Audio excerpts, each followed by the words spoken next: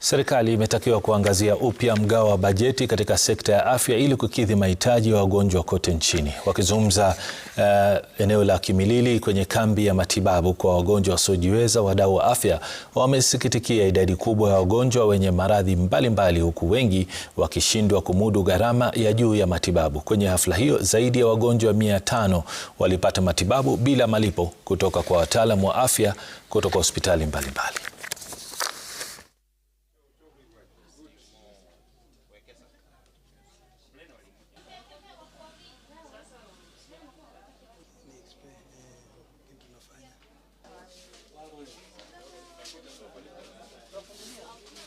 Tunaomba katika serikali ya saa hii na ile inakuja kuwa tuweze kuzingatia budgets za afya, tuweze kuequip hospitali zetu na matibabu na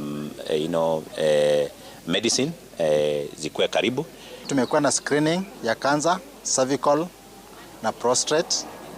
Tumekuwa tukishughulikia msukumo wa damu ambayo inaitwa pressure. Pia tumekuwa na upangaji uzazi. Tumekuwa na ultrasound. Tumekuwa na eye screening na physiotherapy.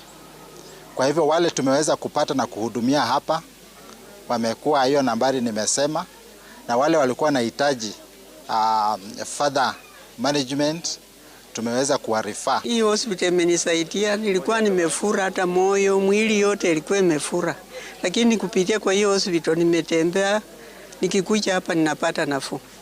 Sasa inatakikana tu serikali isaidie hiyo hospitali nipate kuinuka nitende kazi. Tunawahimiza wana Kimilili wote, wala ambao wako na magonjwa mbalimbali, wala ambao wanataka usaidizi wa matibabu waaje ili wakaweze kupata matibabu yao kuanzia leo.